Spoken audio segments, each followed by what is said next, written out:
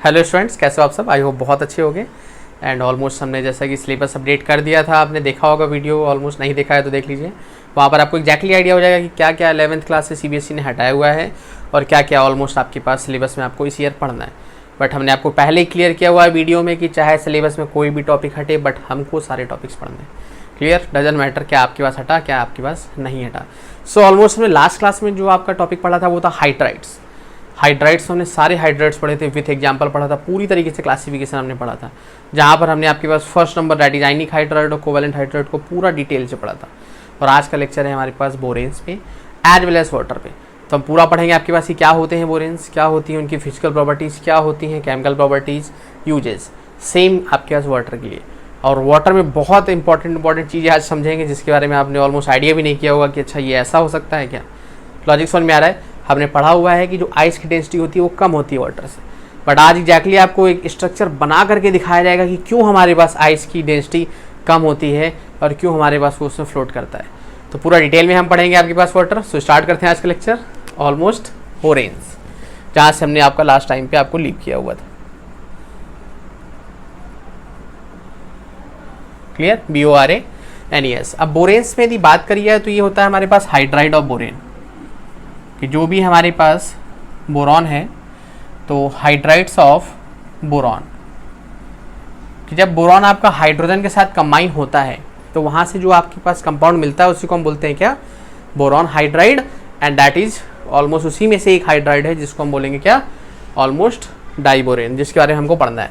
तो बोरेन्स का जो हमारे पास जनरल फॉर्मूला होता है जिसके थ्रू हम आपके पास रिप्रेजेंट कर सकते हैं आपके पास किसी भी बोरॉन हाइड्राइड को, तो जो इसका जनरल फॉर्मूला होता है वो होता है हमारे पास, या तो हो जाएगा आपके पास CnHn+4 और या फिर हो जाएगा हमारे पास CnHn+6। क्लियर है।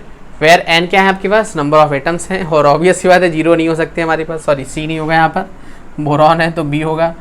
कार्बन कहाँ से आ गया आपके पास।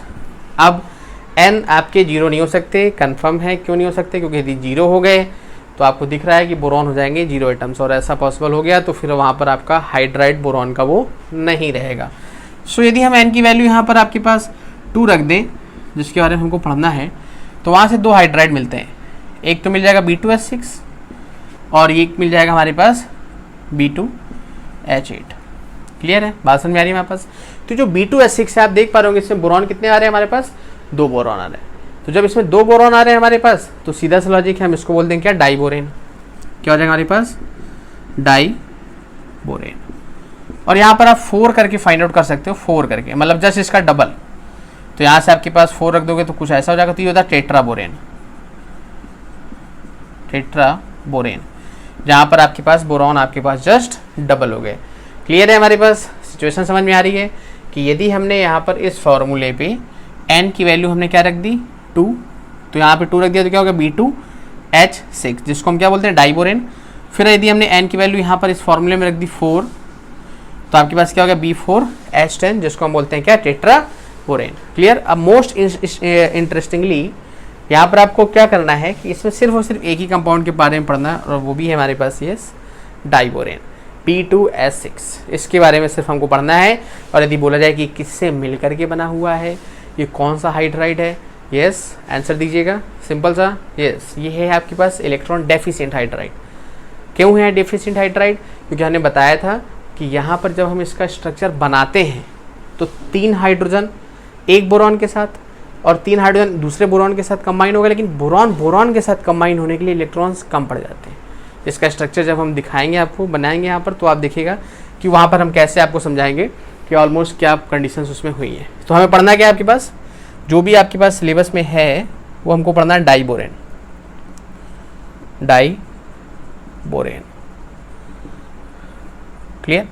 तो इसका फॉर्मूला हमारे पास क्या हो जाएगा, B2H6। यदि बोला जाए हमारे पास कौन सी हाइड्राइड बोरॉन की फॉर्म होती है, तो बोरॉन का हाइड्राइड होता है BH3, boron try hydride. Clear. जब 2 बार आपके पास कंबाइन हो गया तो वहाँ से जनरेट हो गया क्या, डाइबोरेन। अब आ जाते हैं इसका हमारे पास प्रिपरेशन पे, कि कैसे कैसे हम आपके पास इसको प्रिपेयर कर सकते हैं। तो प्रिपरेशन में हमारे पास जो A नंबर आ जाएगा, आपके पास इन लेबोरेटरी, कि मतलब आपके पास जो लेबोरेटरी में यदि हमको प्रिपेयर करना हो, तो हम आपके पास उसको कैसे प्रिपेयर करेंगे। तो लेबोरेटरी के लिए हम ऑब्वियस सी बात है हमारे पास वो सब्सटेंसेज होने चाहिए जिनको हम इजीली क्या कर सकते हैं, ऑब्टेन कर सकते हैं। तो सीधा सा लॉजिक हमारे पास होता है कि जो भी आपके पास सोडियम बोरोहाइड्राइड है NaBH4, जब सोडियम बोरोहाइड्राइड की हम रिएक्शन कराते हैं किसके साथ, आयोडीन के साथ, in the presence of polyether. Clear. अब बात आ जाएगी पॉलीईथर क्या होता है। तो ईथर एक फंक्शनल ग्रुप होता है जिसको हम बोलते हैं क्या, ROR, वेयर R क्या है आपके पास, एल्काइल ग्रुप।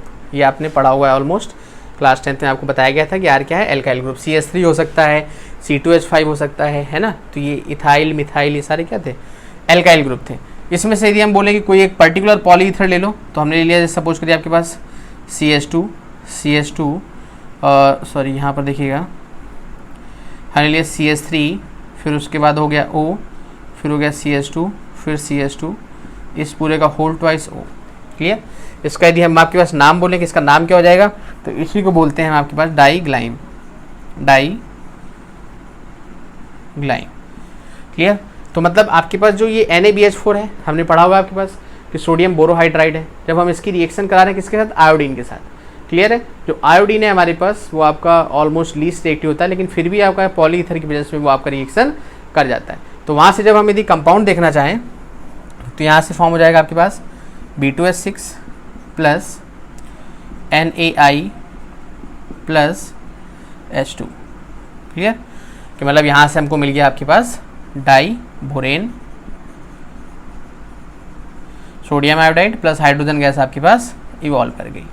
क्लियर है, बात समझ में आ रही। रिएक्शन यदि बैलेंस करना चाहो तो यहाँ पर आप डबल कर सकते हो, जस्ट यहाँ डबल हो गया तो सोडियम 2 टाइम्स हो गया, कुछ ऐसा। अब आप देख लो 8 हाइड्रोजन बैलेंस है, सोडियम आपके पास 2 है, क्लियर है। बोरॉन आपके पास 2 है, के भी क्लियर है। आयोडीन आपके पास 2 है, ओके, ये भी क्लियर है। क्लियर है, बात समझ में आ रही है हमारे पास। तो क्या हमने पढ़ा कि जो भी आपके पास सोडियम बोरोहाइड्राइड हमने पढ़ा हुआ है स्ट्रॉन्ग रिड्यूसिंग एजेंट होते हैं, सोडियम बोरोहाइड्राइड जब आपका रिएक्शन करेगा आयोडीन के साथ in the presence of polyether, तो वहाँ से आपको diborane plus sodium iodide plus hydrogen gas आपकी एस्केप आउट कर जाएगी। तो ये बहुत इंपॉर्टेंट प्रोसेस होती है हमारे पास। 2 प्रोसेस, एक तो होती है लेबोरेटरी में और एक होती है इंडस्ट्रियल। इंडस्ट्रियल का मतलब होता है जिसमें हम लार्ज स्केल में इसको ऑब्टेन करते हैं, और लेबोरेटरी का मतलब होता है कि जो लैब होती है केमिस्ट्री की, जो स्कूल्स में प्रैक्टिकल कराए जाते हैं, तो वहाँ पर आपके पास हम इसको आसानी से क्या कर सकते हैं, प्रिपेयर कर सकते हैं। क्लियर है। अब आ जाते हैं इसके बाद सेकेंड नंबर पे, इंडस्ट्रियल प्रोसेस। तो अभी हम आपको बता के गए कि इंडस्ट्रियल का मतलब यही है क्या, लार्ज स्केल में। क्लियर है। तो लार्ज स्केल में यदि हमको ऑब्टेन करना हो कौन सा हाइड्राइड, सिंपल सा डाईबोरेन, दैट इज डाईबोरोन हाइड्राइड हम कह सकते हैं उसको। तो यदि हमें ये ऑब्टेन करना लार्ज क्वांटिटी में, तो सीधा सा लॉजिक है इसका हमारे पास कि लिथियम हाइड्राइड के साथ हम रिएक्शन करा दें, किसकी, लिथियम हाइड्राइड, इसकी रिएक्शन करा दें हम बोरॉन ट्राइफ्लोराइड के साथ एट 450 केल्विन। क्लियर। तो जब हम रिएक्शन करा देंगे तो यहाँ से मिल जाएगा लिथियम बोरोफ्लोराइड प्लस B2H6। बैलेंसिंग आप करा सकते हो। क्लियर है, बात समझ में आ रही है हमारे पास। तो जो LiH है हमारे पास, ये क्या था, लिथियम हाइड्राइड, और हमने रिएक्शन किसके साथ करी, बोरॉन ट्राइफ्लोराइड के साथ। तो उसके साथ रिएक्शन करके हमको ऑब्टेन कर गया लिथियम बोरोफ्लोराइड प्लस डाईबोरेन। क्लियर है, बात समझ में आ गई हमारे पास। और भी इसके प्रिपरेशन मेथड पढ़ लेते हैं जरा।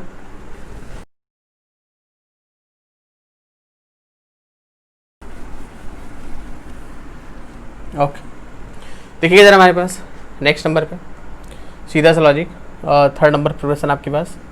थर्ड नंबर प्रिपरेशन ये है कि जब हम बोरॉन ट्राइक्लोराइड की रिएक्शन हम करा दें किसके साथ, लिथियम टेट्राहाइड्राइडो एल्यूमिनेट के साथ, तो वहाँ से फॉर्म हो जाता है B2H6 plus AlCl3 plus LiCl। Clear है, बात समझ में आ रही कि जो बोरॉन ट्राइक्लोराइड है जब हम इसकी रिएक्शन करा देते हैं किसके साथ, ये आपके पास होता है रिड्यूसिंग एजेंट। क्लियर। तो जो रिड्यूसिंग एजेंट होता है हमारे पास, ये सिंपल सा इसको रिड्यूस कर देता है किसमें, B2H6 में। क्लियर है, बात समझ में आ रही हमारे पास। तो ये सिंपल सा हमारे पास लॉजिक हो गया। तो यहाँ से आपके पास ये खत्म हो गया। अब आ रहे थे हमारे पास प्रॉपर्टीज पे। क्लियर। तो 1 बाय 1 प्रॉपर्टीज आती जाएंगी बोर्ड पे, हम आपको एक्सप्लेन करते जाएंगे प्रॉपर तरीके से। देख लीजिएगा हमारे पास फर्स्ट नंबर प्रॉपर्टी देखिएगा हमारे पास, सिंपल सा लॉजिक लिखा हुआ हमारे पास। डाइबोरेन क्या है आपके पास, गैस है, and is stable at low temperature when heated at temperatures between 100 and 250 degree Celsius it changes into higher boranes. Clear है, बात समझ में आ रही है हमारे पास कि डैट मीन्स ये आपका लो टेम्परेचर पे स्टेबल होता है, मतलब स्टेबिलिटी आपके पास गैस की फॉर्म में रहता है। लेकिन जैसे ही आपने टेम्परेचर इसका बढ़ा दिया तो पार्टिकल्स का मोशन बढ़ जाएगा, और जब पार्टिकल का मोशन बढ़ जाएगा तो ये जो B2S6 है हमारे पास, अब ये और ज़्यादा बिगर मॉलिक्यूल फॉर्म कर देगा। और कौन कौन से मॉलिक्यूल फॉर्म कर सकता है, आप देख सकते हो कि B2S6 आपका B4H10, फिर B5H9, B5H11, as well as जितने भी हमारे पास सारे के सारे आप देख रहे होगे कि सारे केसेज में जो बोरॉन है वो भी बढ़ रहा है और जो हाइड्रोजन है वो भी बढ़ता जा रहा है। क्लियर है। नेक्स्ट आते हैं सेकंड नंबर पॉइंट पे, diborane burns in air exothermically, this makes diborane useful rocket fuel. Obvious सी बात है, जब हम इसको बर्न करते हैं तो बर्न करने पर ये बहुत ज़्यादा स्ट्रांगली हमारे पास हीट करती है, और हीट करने के बाद जो इसका इंथैल्पी ऑफ रिएक्शन होता है वो निगेटिव होता है। कहने का मतलब बहुत सारी हीट आपकी रिलीज होती है, और वही हीट आपका रॉकेट में यूज कर ली जाती है। और इवन मोस्टली देखा जाए तो ये जो सुपरसोनिक्स होते हैं हमारे पास, जो बहुत ज़्यादा हाई स्पीड से मूव करते हैं, उसमें आपके पास यूज किया जाता है क्या, ये जो आपके पास डाइबोरेन है। क्लियर है। रिएक्शन यदि इसकी लिखना चाहो आप तो रिएक्शन देख लो, B2S6 प्लस O2, और एरो में हो जाएगा आपके पास B2O3 प्लस H2। क्लियर है कि जो हमारे पास B2S6 था डैट मीन्स डाइबोरेन, उसको हमने क्या कर दिया, ऑक्सीजन की प्रेजेंस में बर्न करा दिया, तो आपके पास जो बोरॉन ट्राईऑक्साइड है और ये आपके पास हीट का सिंबल ये आपका रिलीज हो गया। क्लियर। अब यहाँ से हाँ ये मेन चीज़ तो लिखी लिया आपकी कि ये जो होता है ये होता है 2008 किलो जूल पर मोल, किस चीज़ का, माइनस का। बात समझ में आ रही, माइनस का 2008 किलो जूल पर मोल। अब आप समझ सकते हो कि कितना ज़्यादा अमाउंट है हमारे पास ये इंथैल्पी चेंज का। लॉजिक समझ में आ रहा है, मतलब इतना अमाउंट ऑफ एनर्जी आपकी रिलीज होती है जब हमारे पास ये B2S6 से B2O3 में कन्वर्ट होता है। तो नेक्स्ट आते हैं थर्ड नंबर पे, सिंपल सा देख सकते हो कि आप, diborane gets hydrolyse to yield boric acid. कि डैट मीन्स आपके पास हाइड्रोलाइज का मतलब भी हमने पढ़ा हुआ है कि हाइड्रोलाइज का मतलब हो गया कि वाटर का एडिशन, और जब वाटर ऐड कराओगे तो हमारे पास ये फर्दर सिंपल सा आपको बोरिक एसिड प्रोवाइड करा देगा। इसकी रिएक्शन यदि लिखना चाहो तो रिएक्शन लिख लो, B2S6 plus H2O H3BO3 plus H2। Clear है, बात समझ में आ रही कि डैट मीन्स डाइबोरेन का हमने क्या करा दिया, वाटर मॉलिक्यूल का एडिशन करा दिया। जब वाटर मॉलिक्यूल का एडिशन करा दिया तो वहाँ से आपके पास मिल गया H3BO3, और इसी को बोलते हैं हम क्या, बोरिक एसिड। क्लियर है, बात समझ में आ रही है हमारे पास। नेक्स्ट नंबर पे आ जाइएगा हमारे पास। Next number, dihydrogen dissolves in a strong alkali solution give borates evolving hydrogen. Obvious सी बात है हमारे पास कि जब हम किसी एल्कली मतलब स्ट्रॉन्ग एल्कली के साथ रिएक्शन कराएंगे तो वहाँ से वो क्या फॉर्म करेगा, बोरेट, एज वेल एज कौन सी गैस मिलेगी वहाँ से, हाइड्रोजन। यदि इसकी रिएक्शन देखना चाहो तो इसकी रिएक्शन देख लो, हमारे पास की रिएक्शन में आपके पास क्या फॉर्म हो रहा है, B2S6 और ऑलमोस्ट क्या लिखा हुआ आपके पास, देख सकते हो किसके साथ रिएक्शन करा रहा है हमारे पास, किसी स्ट्रॉन्ग एल्कली के साथ। तो एल्कली का मतलब यही होता है कि ऐसा बेस जो वाटर में आपके पास डिजॉल्व हो रहा हो। क्लियर है, बात समझ में आ रही है हमारे पास। लिख लीजिएगा यहाँ पर वाटर सोल्यूबल बेस। तो जब हमारे पास ये रिएक्शन करेगा तो यहाँ से मिल जाएगा KBO2 plus KBO3 plus hydrogen gas. Clear है, बात समझ में आ रही। तो ये जो हमारे पास लिखा हुआ है यहाँ पर, तो ये हो गया आपके पास बोरेट, और प्लस कौन सी गैस निकल गई, हाइड्रोजन। क्लियर है, बात समझ में आ रही कि जब बोरेन की रिएक्शन आपने करा दी किसके साथ, वाटर सोल्यूबल बेस के साथ, डैट मीन्स किसी एल्कली के साथ, सॉरी ये BO2 बोरेट, तो ये क्या हो जाएगा, पोटेशियम बोरेट। क्लियर। तो जब पोटेशियम बोरेट के साथ रिएक्शन करा देंगे तो वहाँ से कौन सी गैस मिल जाएगी आपके पास, हाइड्रोजन गैस। तो ये थी हमारे पास इसकी प्रॉपर्टीज़। एक प्रॉपर्टीज हमारे पास और है, वो भी आप देख सकते होंगे हमारे पास, सिंपल सा प्रॉपर्टी उसमें, तो वो आपके पास देख सकते हो नीचे आ रही होगी अभी तक। इसमें लिखा हुआ हमारे पास सिंपल सा कि जब हम आपके पास बोरॉन की चाहे तो इसमें रिएक्शन भी लिखनी पड़ेगी, तो आप ऊपर देख लो,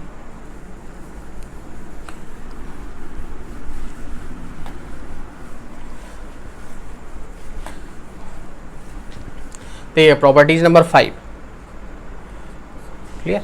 ठीक है, क्या लिखा हुआ है हमारे पास, with halogens except iodine it gives different products under different conditions. की मतलब आपके पास आयोडीन क्या होता है, लीस्ट रिएक्टिव होता है, तो उसके रिएक्शन के लिए हमारे पास बहुत ज़्यादा टेम्परेचर की रिक्वायरमेंट होती है। दैट इज द रीजन हमारे पास हम यहाँ पर रिएक्शन करा रहे हैं किसके साथ, क्लोरीन के साथ। तो इस केस में रिएक्शंस देख लीजिए जरा हमारे पास क्या फॉर्म हो जाएंगी। सेम आपके पास लेंगे हम B2S6, एक बार हम उसकी रिएक्शन कराएंगे क्लोरीन के साथ एट 25 डिग्री सेल्सियस, और दूसरे केस में हम आपके पास B2S6 ही रहेगा, रिएक्शन कराएंगे Cl2 के साथ एट 100 डिग्री सेल्सियस।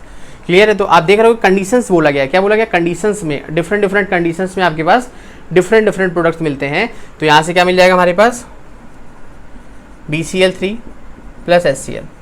क्लियर। और यहाँ पर मिल जाएगा आपके पास B2H5Cl प्लस HCl।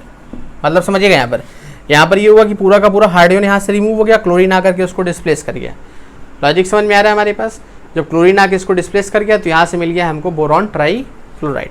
लेकिन जब हमने टेम्परेचर ज़्यादा करा दिया तो फिर वहाँ से क्लोरीन डिस्प्लेस नहीं कर रहा है, फिर ये एडिशन प्रोडक्ट फॉर्म हो रहा है। तो ये जो होता है इसी को बोलते हैं हम क्या, addition product, addition product. Clear. तो एक क्लोरीन आकर के इसमें एडिशन प्रोडक्ट फॉर्म कर गया, और जब एक क्लोरीन आएगा तो एक हाइड्रोजन भी जाएगा, तो वही हाइड्रोजन इस बचे हुए क्लोरीन के साथ कंबाइन करके आपको HCl प्रोवाइड करा दिया। क्लियर है। नेक्स्ट आ जाते हैं आपके पास 6 नंबर प्रॉपर्टी। देखिएगा हमारे पास क्या लिखा हुआ है, diborane reacts with alkali metal hydrides. जब एल्कली मेटल हाइड्राइड के साथ डाइबोरेन की रिएक्शन कराते हैं तो वहाँ से मिलता है हमारे पास क्या, बोरोहाइड्राइड्स। क्लियर। देख लीजिएगा हमारे पास B2S6 मेटल हाइड्राइड के साथ रिएक्शन करा दी, तो यहाँ से होता है कि डाईमिथाइल ईथर। क्लियर। तो यहाँ से मिल जाएगा हमारे पास MBH4, तो यहाँ से हो जाएगा M प्लस और BH4 माइनस। तो ये आपके पास पूरा का पूरा एक ऑलमोस्ट बोरोहाइड्राइड मिल गया, जहाँ पर आप देख सकते होंगे कि M क्या है आपके पास, मेटल है, और जो हमारे पास सेकेंड नंबर पे लिखा हुआ है आपका, ये आपका बोरेट आयन हो गया। तो ये होता है आपके पास बोरेट आयन, है ना। और यहाँ पर जो यदि बोला जाए कि भाई M क्या है, तो M ऑब्वियस सी बात है हमारे पास मोस्टली हमने पढ़ा हुआ है, एक तो हमने लिथियम का पढ़ा हुआ है, एक हमने सोडियम का पढ़ा हुआ है। तो मोस्टली आपके पास यही कंडीशन हो जाएगी कि जब हम B2S6 की रिएक्शन कराएंगे किसके साथ, LiH के साथ या NaH के साथ, तो वहाँ से आपके पास ये कंडीशन हो जाएगी जिसमें अभी हम एक पढ़ के गए हैं NaBH4। NaBH4 क्या था, सोडियम बोरोहाइड्राइड। क्लियर। यदि लिथियम हो जाएगा तो क्या हो जाएगा, लिथियम बोरोहाइड्राइड। तो जो ये BH4 माइनस होता है, इसके बारे में एक खास बात होती है कि ये BH4 आपके पास समथिंग कुछ ऐसा होता है आपके पास, मतलब ये आपके पास एक टेट्राहेड्रली स्ट्रक्चर फॉर्म करता है, पूरा का पूरा आपके पास माइनस चार्ज होता है, लिख लीजिएगा टेट्राहेड्रल। ये पूछ लिया जाता है कभी कभी कि जो बोरेट होता है हमारे पास, बोरेट आयन, उसका स्ट्रक्चर कैसा होता है। तो उसका स्ट्रक्चर कैसा होता है, टेट्राहेड्रल, जिसका मतलब ये है कि ये दो हाइड्रोजन तो प्लेन में होते हैं, एक हाइड्रोजन प्लेन के अंदर और एक हाइड्रोजन प्लेन के बाहर। ओवरऑल चार्ज क्या होता है, माइनस। माइनस चार्ज क्यों आया, क्योंकि ये 3 बॉन्ड फॉर्म कर सकता था, लेकिन इसने 4 फॉर्म किए, इसका मतलब कहीं से इसने इलेक्ट्रॉन गेन किया, और जब गेन किया तो उस पर चार्ज क्या आ जाएगा, माइनस। लॉजिक समझ में आ गया हमारे पास। क्लियर है। तो ये थी पूरी प्रॉपर्टीज हमारे पास जो ऑलमोस्ट हम पढ़ रहे थे। क्लियर है। यहाँ डाईमिथाइल भी हो जाता है, डाईइथाइल भी हो जाता है आपके पास। क्लियर। दोनों की प्रेजेंस में रिएक्शन हो जाती है। तो ये हमारे पास था उसकी प्रॉपर्टीज।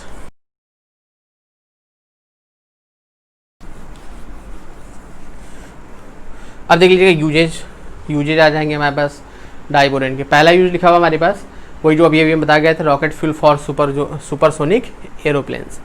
तो अब ये सुपरसोनिक हमने बताया था कि जिनकी स्पीड क्या होती है, बहुत फास्ट होती है, तो उनके लिए आपके पास एज अ फ्यूल यूज किया जाता है हमारे पास। नेक्स्ट आपका starting material for preparing higher boranes metal boron hydrides such as LiBH4 and NaBH4। अभी बता के गए हम आपको कि डैट मीन्स ये लो टेम्परेचर पे तो स्टेबल होता है, लेकिन जब टेम्परेचर हम क्या कर देते हैं, हाई, तो ये अपने से क्या करता है, हायर बोरॉन हाइड्राइड्स फॉर्म करता है। पहली चीज़।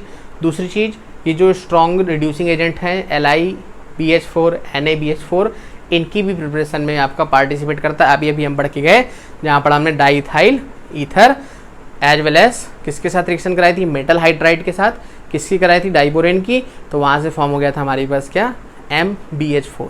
क्लियर है, तो BH4 क्या था, बोरेट आयन।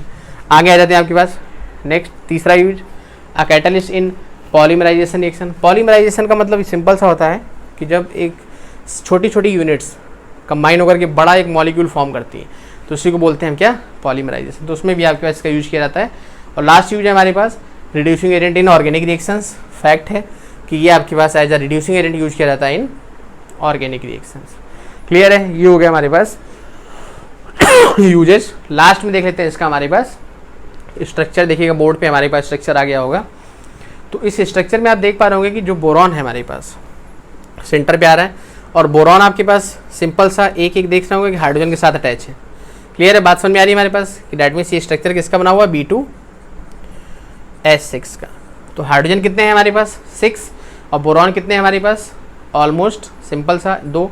तो आप देख रहे होंगे कि इस स्ट्रक्चर में कि बोरॉन हाइड्रोजन के साथ तो अटैच है, क्लियर है, लेकिन आपके पास खुद के साथ ही अटैच नहीं है।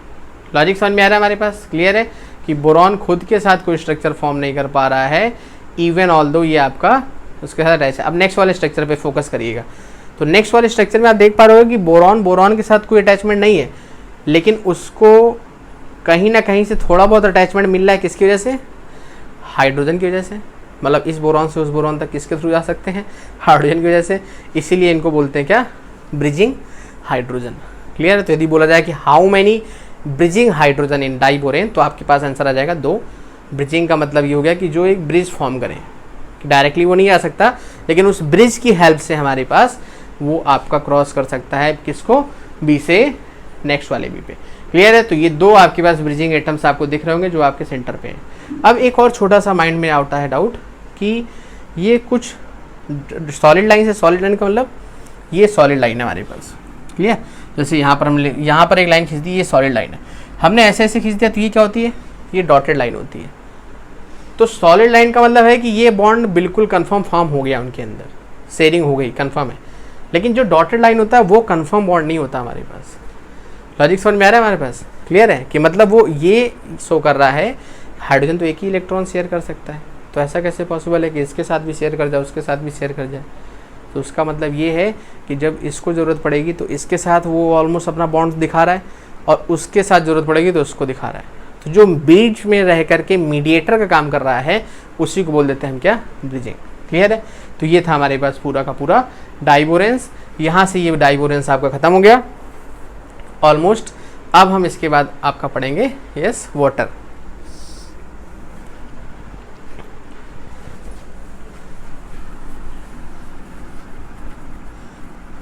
ओके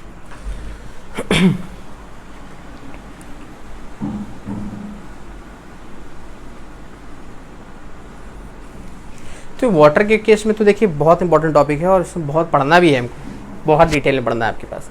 वाटर हमने पढ़ा हुआ है सिंपल सा कि जो उसका फॉर्मूला होता है वो क्या होता है, H2O। अब इसमें मोस्ट इंटरेस्टिंग चीज़ आपको बताएं कि एक्चुअल में कितना वाटर है और कितना हम लोग यूज करते हैं, कितना ओशियंस में है, कितना अर्थ में है, कितना ह्यूमन बॉडी में है। तो ये सारी चीज़ डिटेल से समझते हैं। टोटल जो आपके पास एटमॉस्फेयर है, मतलब ग्लोबली आप समझ सकते हो, ग्लोबली आपके पास जो वाटर है वो नियर अबाउट 1.5 × 10⁹ किलोमीटर क्यूब। ये आपके पास वॉल्यूम है टोटल वाटर का।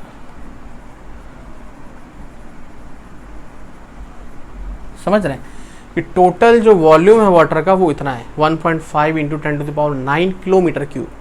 भाई वॉल्यूम की यूनिट क्या होती है, मीटर क्यूब है ना, मीटर क्यूब ही तो होती है, तो किलोमीटर क्यूब समझ रहे हो, इतने × 10⁹ किलोमीटर क्यूब इतना वॉल्यूम है वाटर का। तो अब एक्साइटमेंट ये आती है कि हमारे यूज का कितना है। खैर आपके यूज में तो सबसे लास्ट में आएंगे, पहले हम ये देखें कि ओशियंस में इसमें से टोटल पार्ट कितना है। तो आप ये समझ लीजिए कि 97.3% जो पार्ट है वो आपके पास कवर है किसके through, ocean plus water bodies. बात समझ में आ रही है ये वाटर बॉडीज कौन सी है हमारे पास, ये वाटर बॉडीज वही है हमारे पास जो आपकी क्या है, अर्थ के अंदर है। क्लियर, तो यहाँ पर लिख लीजिएगा अर्थली वाटर बॉडीज। बात समझ में आ रही है कि मतलब वो वाला वाटर भी आपके पास आपको बाहर नहीं दिखाई देगा, वो आपका ऑलमोस्ट अंदर है किसके, जो भी आपके पास अर्थली बॉडीज है। इसी को हम बोल देते हैं क्या, इनलैंड। इनलैंड का मतलब जमीन के अंदर। अब इसमें से आपके पास बचा 2.7%, ये आपके पास है क्या, यूजेबल वाटर है हमारे पास, है ना। तो बड़े खुश हो गए, बोले चलो सर इतना तो मिल गया, इतना ही बहुत है सर, इतने वॉल्यूम का। खैर इतना मिल जाता तो क्या कहना था। अब इसमें भी क्या होता है कि इसमें जो मोस्ट ऑफ द पार्ट है हमारे पास, most of part of water is trapped in rocks slash hills. अब समझिएगा कि जो इसका ज़्यादा से ज़्यादा पोर्शन है हमारे पास, वो आपके पास ट्रैप है किस पे, जो हमारे पास ऑलमोस्ट लेक्स हो गए, सॉरी रॉक्स हो गई, जो आपके पास हिल्स हो गई, फिर आगे यहाँ पर आप ग्लेशियर्स भी लिख सकते हो, आप लेक भी लिख सकते हो। तो इनमें हमारे पास मोस्ट ऑफ द वाटर आपके पास क्या है, ट्रैप है। लॉजिक समझ में आ रहा है हमारे पास कि डैट मीन्स आप ये कह सकते हो कि ये इस पे क्या है हमारे पास, लॉक्ड है। ट्रैप्ड कह दो या फिर हमारे पास कह दो आप लॉक्ड है। क्या ऐसा नहीं है आप उसको यूज़ नहीं कर सकते, लेकिन इसके लिए आपको वहाँ जाना पड़ेगा, ठीक है, इसके लिए आपको जाना पड़ेगा, तब जा करके आप उसको यूज कर सकते हो। तो अब बोलो सर अभी भी हमको सर वो टॉपिक नहीं आया कि ह्यूमन के लिए कितना है, तो वही हम आपको बताने जा रहे हैं कि ह्यूमन के लिए है 0.003%। इतना वाटर हमारे पास है for human use.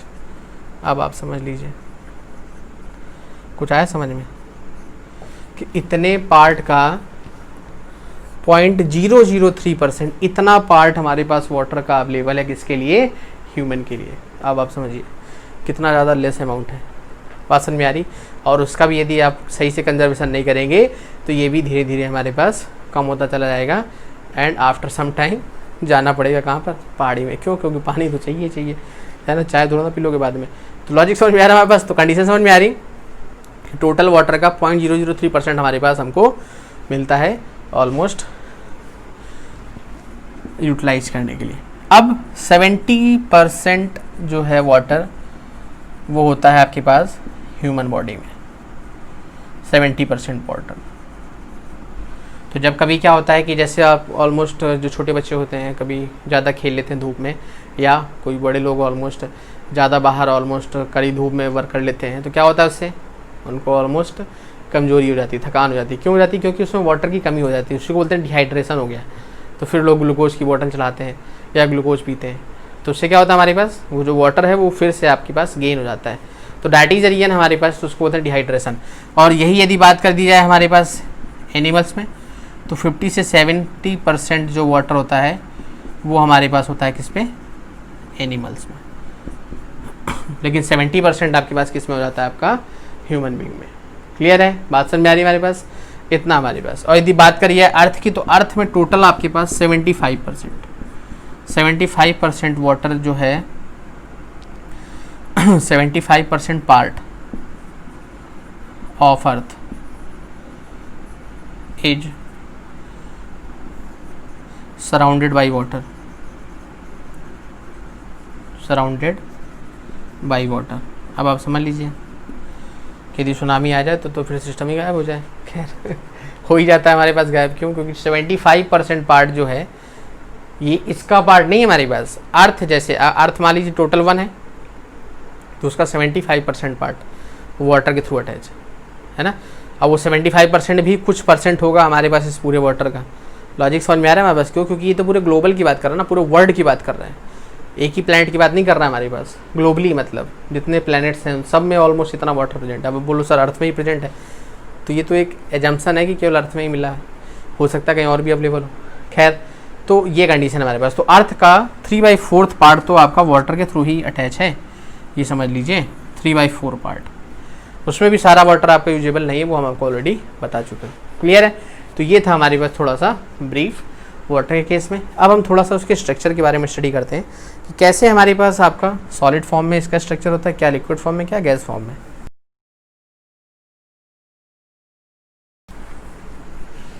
Okay, so देखिए जरा हमारे पास यहाँ पर स्ट्रक्चर ऑफ वाटर मॉलिक्यूल।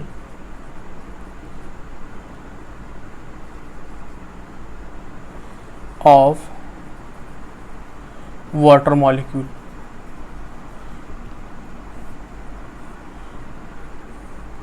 तो ये तो पता है ना आपको कि फॉर्मूला क्या होता है, ये तो बताने की जरूरत पड़ेगी नहीं हमारे पास कि फॉर्मूला हमारे पास क्या होता है H2। बोले सर बढ़ा लीजिए सर, इसमें क्या दिक्कत है सर, इसको बताने की सर क्या ज़रूरत पड़ेगी सर हम लोगों को, सर हम तो इतना इजी पढ़ते नहीं सर।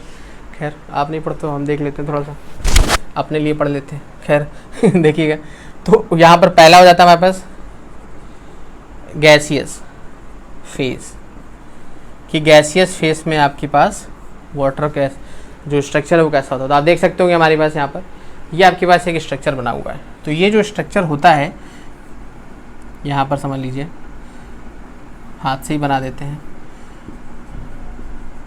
इतना डिफिकल्ट भी नहीं है। तो ये जो हमारे पास स्ट्रक्चर होता है ये होता है हमारे पास क्या, बेंट स्ट्रक्चर। केमिकल बॉन्डिंग में सारा पढ़ाया गया आपको, बेंट स्ट्रक्चर है ना। तो ये जो बेंट स्ट्रक्चर है, दो तो आपके पास इसके थ्रू शेयर हो गए और बाकी कितने बच गए, इसमें 4 बच गए, तो टोटल ऑक्टेट कंप्लीट हो गई। बात समझ में आ रही है। तो ये बेंट स्ट्रक्चर हो गया हमारे पास। अब इसमें आपके पास जो कंडीशन होती है वो ये होती है कि यदि हम देखें तो इसमें इलेक्ट्रोनेगेटिव कौन सा है, ऑक्सीजन। इसके पास ज़्यादा टेंडेंसी इलेक्ट्रॉन को विड्रॉ करने की, तो डायपोल की डायरेक्शन इसकी तरफ हो जाएगी। तो ये डायपोल की डायरेक्शन इधर से भी इसकी तरफ हो गई। तो जब यहाँ पर हम इन दोनों को ऐड कराएंगे, दोनों की डायरेक्शन क्या है, ऑक्सीजन की तरफ है, तो ओवरऑल डायरेक्शन भी क्या हो जाएगी हमारे पास, कुछ ऐसी आ जाएगी। तो ये नेट डायपोल की डायरेक्शन कुछ ऐसी हो गई। तो जो इसका डायपोल मोमेंट होता है वो होता है 1.84 dy। क्लियर है क्या, DE/BY/E। ये आपके पास डायपोल मोमेंट की यूनिट होती है। तो मतलब इतना डायपोल मोमेंट होता है हमारे पास। तो क्वेश्चन का भी आपके पास पूछा गया है कई बार कि जो वाटर होता है हमारे पास उसमें डायपोल मोमेंट 0 क्यों नहीं होता है। तो 0 इसलिए नहीं होता है क्योंकि 0 तो तब होता है ना हमारे पास जब डायरेक्शंस क्या हो, अपोजिट हो। लेकिन यहाँ पर तो डायरेक्शंस क्या है, सेम है। तो जब सेम है तो ऐड होकर के वो रिजल्टेंट सेम दे देगा, है ना। तो दैट इज द रीजन कि डायपोल मोमेंट इसमें 0 नहीं होता, क्योंकि आपके पास जो डायरेक्शंस हैं वो आपके पास सेम रहती हैं। क्लियर है, बात समझ में आ रही है हमारे पास। तो ये लॉजिक समझ में आ गया हमारे पास कि जो भी आपका गैस फेस होता है, गैस फेस में जो स्ट्रक्चर बनता है वो आपका बेंट स्ट्रक्चर बनता है। कोई प्रॉब्लम नहीं होती है उसमें, सिंपल सा एक मॉलिक्यूल आपका एग्जिस्ट कर सकता है। अब माइंड में देखना जरा थोड़ा सा, अब गैस का मतलब ये है कि पार्टिकल्स के बीच में स्पेस था, तो वाटर मॉलिक्यूल अकेला एग्जिस्ट कर जाएगा, नो प्रॉब्लम। लेकिन लिक्विड में जब आएगा तो पार्टिकल पास आएंगे। तो लिक्विड में अकेला H2O एग्जिस्ट नहीं करता। अब ये स्ट्रक्चर देखते डाउट में आ जाते हैं, इसलिए हमने सोचा पहले बता दें। अकेला H2O एग्जिस्ट नहीं करता, H2O के बहुत सारे मॉलिक्यूल्स एग्रीगेट मतलब एक साथ कंबाइन करके फिर एग्जिस्ट करते हैं आपके पास वो। तो अब उसमें आप पढ़ोगे क्या, एक नई चीज़, प्रोफाउंड फार्मूला या प्रोफाउंड लॉ। तो आप देखिएगा जरा उसको क्या लॉजिक है हमारे पास। तो आप देखिए जरा, ये सेकंड नंबर आते हैं। सेकंड नंबर आपके पास लिक्विड फेज, कि जब आपके पास फेज का मतलब कि जब लिक्विड स्टेट हो हमारे पास, तो वहाँ पर आपके पास इसका स्ट्रक्चर कैसा होता है। आप देखिए जरा, स्ट्रक्चर आ गया होगा हमारे सामने, देखिएगा वहाँ पर। तो आप देख पा रहे हो कि हमारे पास जो स्ट्रक्चर उसका बना हुआ है उसमें देख रहे हो कि ऑक्सीजन फिर हाइड्रोजन फिर ऑक्सीजन फिर हाइड्रोजन फिर ऑक्सीजन, है ना। तो यहाँ पर हमने वही चीज़ बताई आपको कि जो सॉलिड लाइन से, ध्यान समझना, जो सॉलिड लाइन से आपके पास बना हुआ स्ट्रक्चर वो आपके पास है ऑलमोस्ट प्योर कोवेलेंट बॉन्ड। लेकिन जो डॉटेड लाइन से है, मतलब जो सॉलिड लाइन से है वो कोवेलेंट बॉन्ड हो गया, लेकिन जो डॉटेड लाइन से है ये हमारे पास है हाइड्रोजन बॉन्ड। कौन सा हमारे पास, हाइड्रोजन बॉन्ड। क्लियर। अब एक और चीज़ समझना, हाइड्रोजन बॉन्ड दो टाइप के होते हैं, एक इंटरमॉलिक्यूलर एक इंट्रामॉलिक्यूलर। तो ये कौन सा है, ये आपके पास है intermolecular.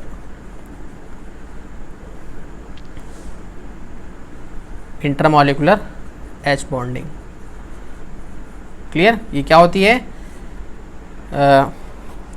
H bond between different molecules, between two molecules,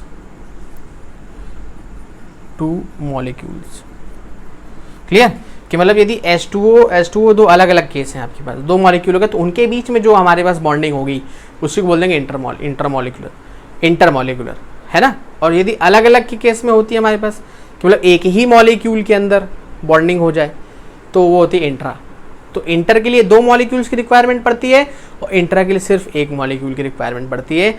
ये कंडीशन हमारे पास होती है। बात समझ में आ रही है हमारे पास। तो यहाँ पर कंडीशन क्या है कि आप देख पा रहे हो कि जो भी ऑक्सीजन आपका सॉलिड लाइन से अटैच वो तो डायरेक्ट बॉन्ड फॉर्म कर रहा है, लेकिन जो आपका हाइड्रोजन ऑक्सीजन से डॉटेड लाइन से अटैच है वो आपके पास क्या है, एच बॉन्ड है। बात समझ में आ रही है हमारे पास, क्लियर है।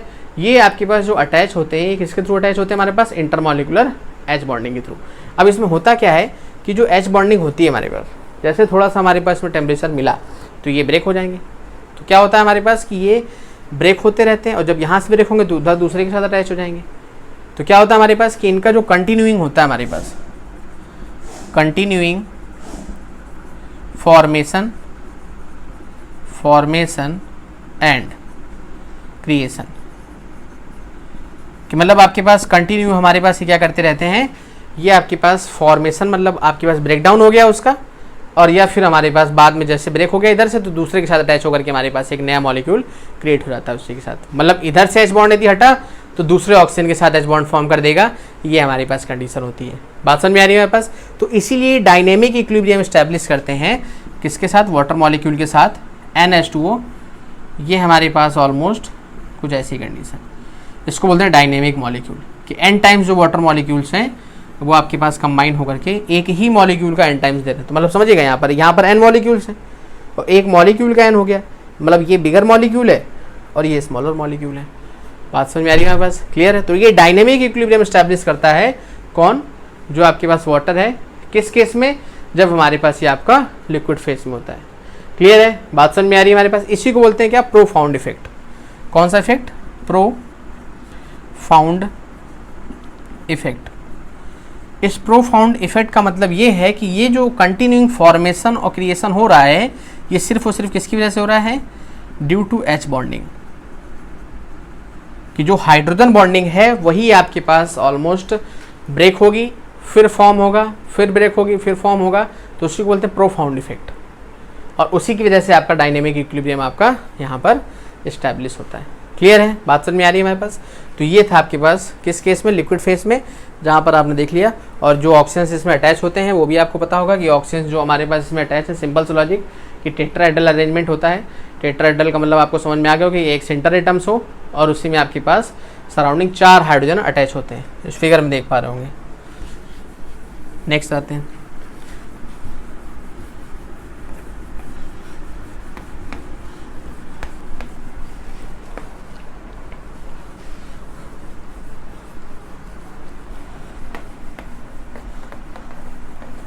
तो थर्ड नंबर देखिएगा हमारे पास सॉलिड फेज। तो हमने गैस पढ़ लिया, लिक्विड पढ़ लिया, सॉलिड फेज पढ़ लिया। अब यहाँ पर बहुत इंपॉर्टेंट चीज़ पता चलेगी, आइस और वाटर वाला जो हम आपको पढ़ा रहे थे। पहले इसका फिगर आप देख लो। तो इस फिगर में हमारे पास क्या हो रहा है कि जो एक ऑक्सीजन है वो आपके पास अदर 4 ऑक्सीजन के थ्रू अटैच होता है। बात समझ में आ रही है हमारे पास कि जो आपके पास एक ऑक्सीजन है वो अदर 4 ऑक्सीजन के थ्रू अटैच हो रहा है। और आप देख रहे होंगे कि उनके बीच में हमारे पास एक डॉट डॉट भी है। तो ये जो डॉट है हमारे पास ये किसको शो कर रहा है, हाइड्रोजन को।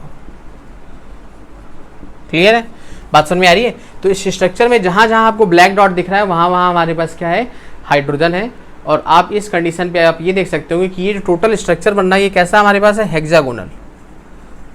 वहाँ पे क्या था, टेट्रागोनल, यहाँ क्या है, हेक्सागोनल अरेंजमेंट। बहुत ध्यान समझिएगा हमारे पास। मतलब जो इससे पहले वाला जो लिक्विड फेस था उस लिक्विड फेस में आप देख रहे होंगे कि टेट्राहेड्रल अरेंजमेंट था, लेकिन यहाँ पर अरेंजमेंट कैसा हो गया, हेक्सागोनल। मतलब टेट्रागोनल से अब उसका जो स्ट्रक्चर है वो और थोड़ा सा बड़ा हो गया। बड़ा क्यों हो गया, बड़ा क्यों हो गया, इसका रीज़न हमारे पास ही हमको बताएगा कि आइस की डेंसिटी ज़्यादा होती है कि वाटर की डेंसिटी ज़्यादा होती है। इसका रीज़न ये है कि जैसे आइस हमारे पास है, बात समझिएगा हमारे पास, तो आइस से जब हम आपके पास उसको लिक्विड में कन्वर्ट करेंगे तो हम क्या करेंगे, हीट प्रोवाइड कराएंगे। बात समझ आ रही है, क्या करेंगे, हीट प्रोवाइड कराएंगे। तो जब हम आइस को ब्रेक करेंगे, मतलब हम उसको मेल्ट कराएंगे हीट प्रोवाइड करा करके, तो क्या होगा हमारे पास कि जो इसमें आप देखो जो स्ट्रक्चर है वो दूर दूर है, आपके पास एटम्स दूर दूर हैं, तो कुछ एच बॉन्ड आपके पास ब्रेक डाउन कर जाएंगे। और जब कुछ एच बॉन्ड ब्रेक डाउन कर जाएंगे हमारे पास, तो जो लैटिस है वो और पास आ जाएगा हमारे पास। बहुत ध्यान समझना हमारे पास। आइस आपके पास ये पूरा का पूरा स्ट्रक्चर है, ये हेक्सागोनल अरेंजमेंट है।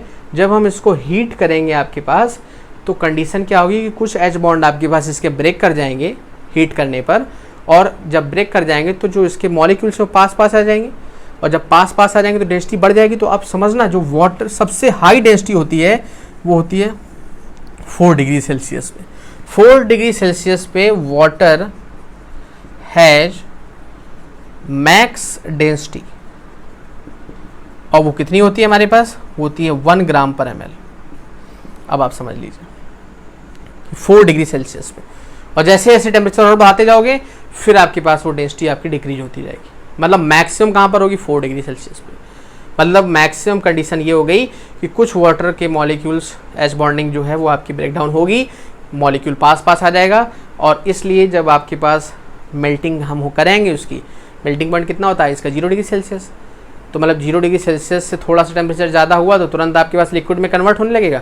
तो 4 डिग्री सेल्सियस पे जो आपके पास होगा लिक्विड, दैट मीन्स वाटर का, उस समय मैक्सिमम उसकी डेंसिटी होगी। लॉजिक समझ में आ गया हमारे पास, क्लियर है। तो जैसे सॉलिड स्टेट में आता है आपके पास वो, उसका जो साइज है वो आपके पास एक्सपेंड कर जाता है, हेक्सागोनली अरेंजमेंट हो जाता है, और इसलिए हमारे पास उसमें ज़्यादा एयर ट्रैप हो जाती है, इसलिए आपके पास ओवरऑल उसकी डेंसिटी क्या हो जाती है, कम हो जाती है। लॉजिक समझ में आ गया हमारे पास। लेकिन जैसे हम उसको हीट कराएंगे वाटर में कन्वर्ट होगा, तो वो जो एच बॉन्ड है वो आपके कुछ ब्रेक होंगे, तो फिर मॉलिक्यूल उसका कंप्रेस हो जाएगा। जब कंप्रेस हो जाएगा तो डेंसिटी उसकी ज़्यादा हो जाएगी। बात समझ में आ गई हमारे पास, क्लियर है। तो ये था हमारे पास कॉन्सेप्ट ऑफ वाटर, क्लियर है। तो ये आपके पास हो गया 4 डिग्री सेल्सियस पे, जहाँ पर आपके पास वो मैक्सिमम वैल्यू होती है, क्लियर है। अब इसके बाद आते हैं significance. Significance of ice, significance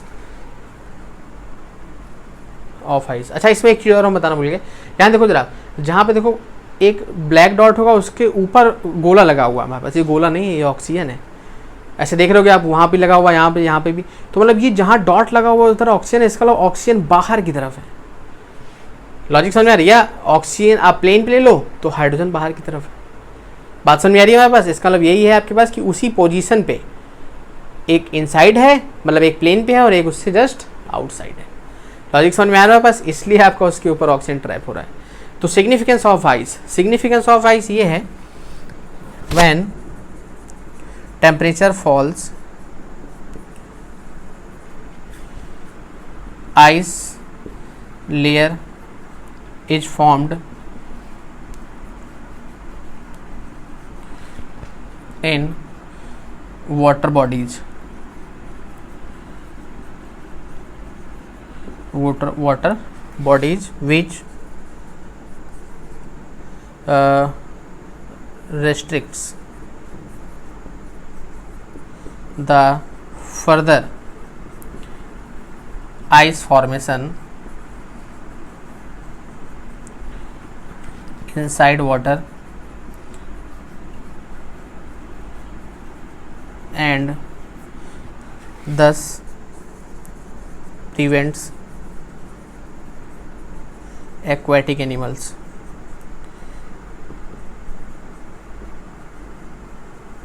clear है, बात समझ में आ रही। तो ये सिग्निफिकेंस ऑफ आइस, इसमें काफ़ी बार क्वेश्चन पूछा गया है। तो होता क्या है, जैसे आपने देखा होगा कि जहाँ पर जिन कंट्रीज़ में ज़्यादा ऑलमोस्ट आपके पास टेम्परेचर डाउन हो जाता है, तो वहाँ पर जो वाटर बॉडीज़ होती हैं, वाटर बॉडीज़ का मतलब लेक हो गई या रिवर्स हो गई, तो उसके ऊपर क्या होता है, एक लेयर फॉर्म हो जाती है। वो लेयर किसकी होती है, आइस की। तो जब आइस की लेयर ऊपर फॉर्म हो गई तो फर्दर जो आपके पास लो टेम्परेचर है वो डाउन इंटर नहीं कर पाता है, वहीं ऊपर ही रहता है सरफेस पे। तो जब वो इंटर नहीं कर पाता है तो सरफेस पे तो ठंडक रहेगी, लेकिन नीचे का पानी आपका प्रॉपर उसी टेम्परेचर पर रहेगा जो पहले था। और इसीलिए aquatic animals almost under the water रहते हैं, बहुत अंदर चले जाते हैं जब ठंडी का मौसम होता है। बात समझ में आ रही है हमारे पास, क्लियर है। तो ये कंडीशन हमारे पास होती है, ये सिग्निफिकेंस है हमारे पास किसका, जो आइस फॉर्मेशन। अब देख लेते हैं इसकी फिजिकल प्रॉपर्टीज ऑफ वाटर।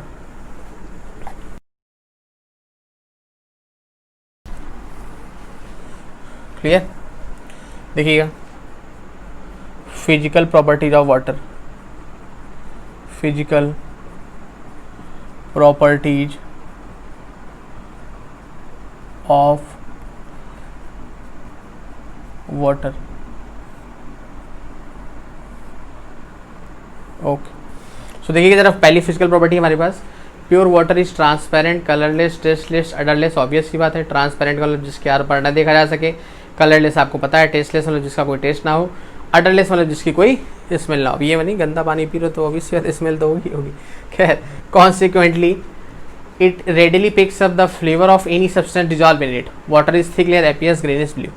मतलब सबसे इंपॉर्टेंट चीज़ कि जो भी चीज़ इसमें आप मिला दो जिस भी फ्लेवर की, उसी का फ्लेवर हमारे पास ये क्या कर लेता है, एक्वायर कर लेता है। और इसका जो अपीयरेंस होता है, जो कलर होता है वो कैसा होता है, ग्रीनिश ब्लू, जब ये थिक लेयर में होता है। नेक्स्ट नंबर देखिएगा, second number, the freezing point, boiling point, enthalpy of fusion, enthalpy of vaporisation of water are higher as compared to hydrides of number of same group H2S, H2SE, H2T, etc. This is due to the intermolecular H bonding। सीधा सा logic है यहाँ पर। अब समझिएगा condition क्या होती है कि जो ये ऑक्सीजन ग्रुप होता है, ऑक्सीजन ग्रुप मतलब ओल्ड स्टाइल से टीपो, ऑक्सीजन, सल्फर, सेलेनियम, टेलुरियम और पोलोनियम, ये आपके पास ऑक्सीजन को छोड़ करके बाकी जितने भी होते हैं वो कभी भी आपका हाइड्राइड्स फॉर्म करते तो हैं, लेकिन एच बॉन्डिंग नहीं होती उसमें, क्योंकि एच बॉन्डिंग के लिए ऑक्सीजन हाइड्रोजन का होना बहुत ज़रूरी है। लॉजिक समझ में आ रहा है हमारे पास, क्लियर है। तो डायटीजरियन की जो एच बॉन्डिंग है वो सिर्फ और सिर्फ किस में होती है, वाटर में, है ना। तो जब वाटर में एच बॉन्डिंग होगी तो उसका जो स्ट्रक्चर होता है बहुत ज़्यादा स्ट्रांग होता है। एच बॉन्डिंग की वजह से जो स्ट्रक्चर होता है वो और स्ट्रांग हो जाता है। तो इसलिए हमारे पास उनकी जो सारी प्रॉपर्टीज़ हमने यहाँ पर लिखी हुई हैं वो सारी वाटर की ज़्यादा होती हैं। मतलब वाटर को यदि सपोज करो आपको H2O से वेपर में कन्वर्ट करना है तो बहुत ज़्यादा हमारे पास टेम्परेचर की रिक्वायरमेंट होगी, लेकिन जो ये बाकी आपके पास होंगे ये आपके पास उससे कम टेम्परेचर पे हमारे पास क्या हो जाएंगे, आसानी से वेपराइज हो जाएंगे। क्यों? क्योंकि उनमें आपका एच बॉन्डिंग नहीं थी। क्लियर है। और कौन सी एच बॉन्डिंग होती है, इंटरमॉलिक्यूलर एच बॉन्डिंग, ये बिल्कुल याद रखनी है हमारे पास। नेक्स्ट आते हैं थर्ड नंबर पे, water as high dipole moment, so water is an ideal solution for the dissolution of wide variety of compounds. Obvious सी बात है, जिसका डायपोल मोमेंट ज़्यादा होता है उसमें हम ज़्यादा से ज़्यादा कंपाउंड्स को क्या करते हैं, डिजॉल्व करा सकते हैं। तो डायटीजरियन हमने पढ़ा भी हुआ है कि वाटर आपके पास क्या है, एक सबसे बड़ा सॉल्वेंट है जिसमें मोस्ट ऑफ द कंपाउंड्स आपके क्या किया जा सकते हैं, डिजॉल्व कराए जा सकते हैं। Next, high specific heat capacity in water enables to absorb heat of various biochemical and physical reactions going inside the body with the minimum rise of temperature। Obvious सी बात है, हमारे बॉडी में कितनी ज़्यादा हमारे पास वर्क हो रहा होता है, क्या क्या प्रोसेस हो रही होती है हमारे पास, और ये सारी प्रोसेस से जो हमारे पास हीट प्रोड्यूस होती है, इवन जो ब्लड फ्लो हो रहा है इसको भी तो हम कह सकते हैं कि ब्लड करंट, तो यहाँ से हीट प्रोड्यूस होनी चाहिए। तो ये सारी चीज़ें जो हमारे पास होती हैं इनको कौन कंट्रोल करता है आपके पास, वाटर। कैसे कंट्रोल करता है कि टेम्परेचर नहीं बढ़ने देता है। जो भी आपके पास जितना भी हमारे पास, क्यों, क्योंकि ये बेस्ट कंडक्टर होता है हमारे पास किसका, हीट का। तो मतलब जो भी एक्स्ट्रा हीट आपकी एब्जॉर्ब हुई, प्रोड्यूस हुई, उसको ये क्या कर लेता है, एब्जॉर्ब कर लेता है। तो डायटीजरियन की हमारे पास इसको हम इसमें वर्क करते हैं। Clear. Next, water is poor conductor of heat and electricity, however addition of small quantity of acid and alkali make it electrically conducting. अब ये भी हमने बताया आपके पास क्या, ये तो आपको ऑलरेडी पता है कि वाटर तब तक आपका कंडक्टिविटी शो नहीं करेगा जब तक कि हमारे पास ऑलमोस्ट आपका क्या ना हो जाए कंडीशन, आयंस ना हो वहाँ पर। यदि प्योर वाटर होगा तो प्योर वाटर में तो आयंस होते ही नहीं, तो इसलिए उसमें या तो एसिड मिलाओ और या तो एल्कली मिलाओ। जैसे मिलाओगे वो डिसोसिएट हो जाएगा, आयंस मिल जाएंगे, आयंस मिल जाएंगे तो कंडक्टिविटी होने लगेगी, क्योंकि कंडक्टिविटी होने का सबसे बड़ा रीज़न ये है आयंस का होना। और जो प्योर वाटर होता है वो कैसा होता है, न्यूट्रल होता है। रही बात हीट की, तो हीट यदि हमारे पास आप उसमें प्रोवाइड कराओ तो वो उसको क्या करेगा, poor conductor of heat, heat को कंडक्ट नहीं करेगा। लेकिन यदि हीट एब्जॉर्ब कराना चाहो तो उसको वो एब्जॉर्ब कर लेगा। लॉजिक समझ में आ रहा है हमारे पास, कंडक्ट नहीं करेगा हीट लेकिन एब्जॉर्ब कर लेगा। आफ्टर दैट यहाँ से आपके पास ये सारी प्रॉपर्टीज फिनिश हो गई। अब इसके बाद एक टेबल आ रही होगी, उस टेबल को आप देखिएगा। इस टेबल में आप देख रहे होंगे तो आपके पास डाटा दिया गया होगा। जैसे आपके पास दिया गया मॉलिक्यूलर मास H2O और D2O का, क्लियर। ऐसे मेल्टिंग पॉइंट दिया गया दोनों का, फिर आपके पास बॉइलिंग पॉइंट, फिर टेम्परेचर दिया गया हमारे पास, मैक्सिमम डेंसिटी। तो आप देख रहे हो 277.1, तो 277.1 में यदि 273 सब्ट्रैक्ट कराओ तो क्या रहा, 4.1 डिग्री सेल्सियस। और वही तो हम बता के गए थे अभी कि 4 डिग्री सेल्सियस पे वाटर की डेंसिटी मैक्सिमम होती है। और जो D2O होता है हैवी वाटर, उसमें और ज़्यादा हो जाता है। फिर मैक्सिमम डेंसिटी हमने पढ़ ली कितनी होती है, इसमें 1, उसमें 1.1। फिर यहाँ पर आपके पास इंथैल्पी ऑफ वेपराइजेशन, उसमें भी इंथैल्पी ऑफ वेपराइजेशन के मतलब जब आपके पास वो वेपर में कन्वर्ट होता है कितना हीट रिलीज होती है। और लास्ट इंथैल्पी ऑफ फ्यूजन, सीधा सा लॉजिक कि जब आइस में कन्वर्ट होता है। बात समझ में आ रही है हमारे पास, क्लियर है। तो ये डाटा था हमारे पास, जिससे कि हमारे पास सारी की सारी फिजिकल प्रॉपर्टीज आपकी फिनिश हो गई। अब हम आ जाते हैं आपके पास किस पे, केमिकल प्रॉपर्टीज पे, वन बाय वन। तो देखिएगा जरा हमारे पास केमिकल प्रॉपर्टीज ऑफ वाटर। पहला हमारे पास है फर्स्ट नंबर, ऑब्वियस सी बात है। पहले थोड़ा सा इसका ब्रीफ दें तो हमने पढ़ा ही हुआ है कि जो वाटर होता है आपके पास वो क्या होता है, वर्सटाइल नेचर होता है। वर्सटाइल नेचर का मतलब होता है कि कई बिहेवियर शो करना। अब वाटर आपके पास एसिड की तरीके भी रिएक्शन कर जाता है और बेस की तरीके रिएक्शन भी कर जाता है। बात समझ में आ रही है हमारे पास। और एज अ लीगेंड भी वर्क करता है। लीगेंड क्या होता है ये तो 12th में ही समझ में आएगा, लेकिन थोड़ा सा आपको हम ब्रीफ दे देंगे कि व्हाट इज लीगेंड। क्लियर है, बात समझ में आ रही। तो मतलब ये आपके पास वर्सटाइल नेचर क्यों बोला जाता है, क्योंकि एसिड की तरीके भी वर्क करता है और बेस के तरीके भी। तो पहला देख लेते हैं हमारे पास डिकम्पोजिशन। केमिकल प्रॉपर्टीज पढ़ रहे हैं आपके पास, तो डिकम्पोजिशन। अब डिकम्पोजिशन में क्या होता है कि जब हम H2O को हीट कराते हैं ऑलमोस्ट इतनी एनर्जी प्रोवाइड करा करके, तो यहाँ से हमको मिलता है क्या 2000 डिग्री सेल्सियस पे। तो यहाँ से मिलता है H2 gas plus O2 gas. Clear है, बात समझ में आ रही कि hydrogen gas plus oxygen gas हमको मिलती है जब हम वाटर को इतनी हीट प्रोवाइड कराते हैं। कितनी, 486 किलो जूल पर, मतलब इतनी energy as well as temperature कितना होता है, मतलब 2000 डिग्री सेल्सियस। तो उस समय 0.02% डिकम्पोजिशन होता है। समझ लीजिए आप कि जब इतना हाई टेम्परेचर आप प्रोवाइड करा रहे हो 2000 डिग्री सेल्सियस, तब जाकर के H2O का 0.02% पार्ट हमारे पास डिकम्पोज हो रहा है और उससे हाइड्रोजन और ऑक्सीजन मिल रहा है। तो आप समझ सकते होंगे कि इसके बीच में बॉन्डिंग कितनी ज़्यादा स्ट्रांग होती है। लॉजिक समझ में आ रहा है हमारे पास, क्लियर है। So that is the reason की पहला हमारे पास प्रॉपर्टी हो गई डिकम्पोजिशन ऑफ वाटर की। सेकंड आ जाते हैं सेल्फ आयनाइजेशन ऑफ वाटर। कि मतलब आपके पास सेल्फ आयनाइजेशन का मतलब कि ये खुद को क्या कर रहा है, आयनाइज कर रहा है। खुद को आयनाइज करने का प्रोसेस समझिएगा जरा हमारे पास क्या होता है। प्रोसेस ये रहता है कि H2O खुद H2O के साथ रिएक्शन करके यहाँ से आपको प्रोवाइड करा देता है क्या, H3O plus aqueous plus OH minus aqueous. यहाँ पर आप ले लो लिक्विड लिक्विड। तो ये कंडीशन आप समझ लो कि देख समझिएगा कंडीशन क्या है कि जो H2O है आपके पास, यहाँ पर भी लिक्विड वहाँ पर भी लिक्विड, कंबाइन होकर क्या मिल रहा है हमारे पास, H3O प्लस। अब H3O प्लस हमने पढ़ा हुआ है आपके पास क्या होता है, ये होता है हाइड्रोनियम आयन, और ये क्या होता है हमारे पास, hydroxyl ion. Hydroxyl ion, clear.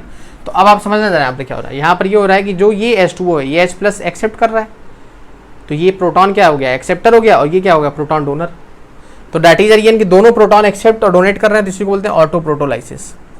Auto protolysis of water. तो इसका दूसरा नाम क्या है हमारे पास, सेल्फ आयनाइजेशन और या फिर ऑटो प्रोटोलाइसिस ऑफ वाटर। कि ऑटो प्रोटोलाइसिस ऑफ वाटर का मतलब यही है कि हमारे पास उसको हमने क्या करा दिया, आयनाइज करा दिया। आयनाइज कराने से हमको मिल गया hydronium ion as well as hydroxyl ion. Clear है, बात समझ में आ रही है हमारे पास। अब इसका यदि हम बोलें कि KW कितना होता है, KW का मतलब आयनाइजेशन कांस्टेंट ऑफ वाटर, तो ये होता है 1 × 10⁻⁻14। क्लियर है, क्यों, क्योंकि 10⁻⁻7 हो गया उसका और 10⁻⁻7 हो गया उसका। क्लियर है, तो टोटल आपके पास कितना होगा 10⁻⁻14। और यदि हम यूनिट बोले तो यूनिट क्या हो जाएगी भाई, मोल पर लीटर यहाँ से मिला, 10⁻⁻7 मोल पर लीटर यहाँ से मिला, और 10⁻⁻7 मोल पर लीटर यहाँ से मिला। तो जब दोनों कंबाइन होंगे तो ऑब्वियस सी बात है हमारे पास क्या हो जाएगा, समथिंग कुछ ऐसा मोल पर लीटर और इस पूरे का स्क्वायर। तो ये होता है ionisation constant of water. Clear है, बात समझ में आ रही, जिसको हमने pH की फॉर्म में पढ़ा था। तो ये हमने आपके पास ऑलमोस्ट इसमें पढ़ा था। अब इसको हम आपके पास जब चैप्टर पढ़ेंगे क्या, इक्विलिब्रियम, तो वहाँ पर इसको और डिटेल से समझेंगे कि एक्चुअल में इसका मतलब क्या था। नेक्स्ट आ जाते हैं आपके पास थर्ड नंबर प्रॉपर्टी पे, amphoteric character. Amphoteric character of water.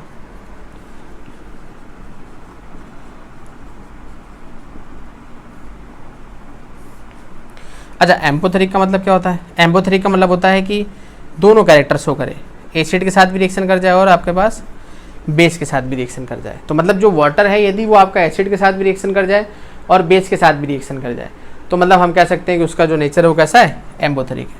तो यदि हम आपके पास वाटर की रिएक्शन करा दें एसिड के साथ तो यहाँ से मिल जाता है हमको क्या? H3O plus plus Cl minus aqueous. Clear है? बात समझ में आ रही कि जो ये H प्लस है वो आपका आकर के कंबाइन हो गया इसके साथ और Cl माइनस आपका अलग हो गया। अब यहाँ पर बोले हमारे पास तो ये क्या है? हमारे पास एसिड है, ठीक है। तो जो प्रोटॉन डोनर होते हैं हमारे पास, मतलब एसिड क्या कर रहा है, HCl क्या कर रहा है हमारे पास, HCl ने H प्लस ऑलमोस्ट डोनेट कर दिया। तो जिसको डोनेट कर दिया हमारे पास तो ये आपके पास क्या हो गया? एसिड, और ये क्या हो गया हमारे पास? बेस। बात समझ में आ रही है? तो जब ये एसिड हो गया तो ऑब्वियस सी बात ये कैसा वर्क कर रहा है आपके पास? बेस का वर्क कर रहा है। फिर ऐसे ही आपके पास हम इसकी रिएक्शन करा दें किसके साथ? NH3 के साथ। तो ऑब्वियस सी बात है अमोनिया क्या है आपके पास? Ammonia base. तो जब यहाँ पर रिएक्शन होगी हमारे पास तो क्या फॉर्म हो जाएगा आपके पास? NH4 plus aqueous plus OH minus aqueous. Clear है कि जो NH4 प्लस है वो हमारे पास क्या हो गया आपके पास? अमोनियम आयन, और OH माइनस क्या हो गया आपके पास? बेस। तो ये हो गया हमारे पास बेस और ये क्या हो गया हमारे पास? एसिड। ऐसे ही जब ये बेस हो गया तो ये आपके पास वर्क कर रहा है किसका? एसिड का। तो ये H प्लस क्या कर रहा है हमारे पास? अपना डोनेट कर रहा है। क्लियर है? तो जब H प्लस डोनेट कर रहा है तो ये हो गया एसिड, और H प्लस डोनेट करने के बाद जो आपके पास गेन कर रहा है ऑब्वियस सी बात है सेम कंडीशन। बात समझ में आ रही है हमारे पास? तो ये था उसका एम्पोथेरिक नेचर कि दैट मीन्स वो आपका रिएक्शन कर रहा है किसके साथ? एसिड के साथ भी और बेस के साथ भी। इसलिए हम कह सकते हैं कि वाटर आपके पास एम्पोथेरिक नेचर रख रहा है। नेक्स्ट आ रहते हैं उसके बाद 4th नंबर प्रॉपर्टीज पे।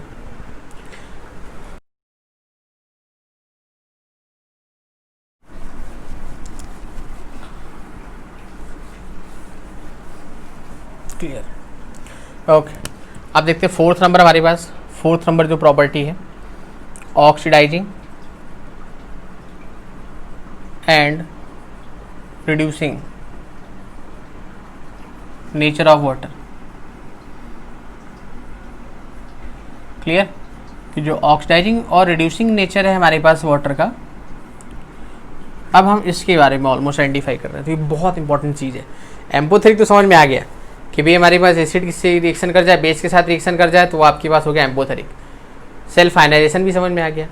ऑक्सीडाइजिंग एजेंट और रिड्यूसिंग एजेंट, ये सबसे अच्छी कहानी है हमारे पास कि ये समझिएगा ये आपके पास किसी दूसरे सब्सटेंस को रिड्यूस भी कर सकता है और उसको हमारे पास ऑक्सीडाइज भी कर सकता है। क्या कंडीशंस होती है? मोस्ट इंपॉर्टेंट क्वेश्चन है आपके पास, ये चीज़ याद रखिएगा।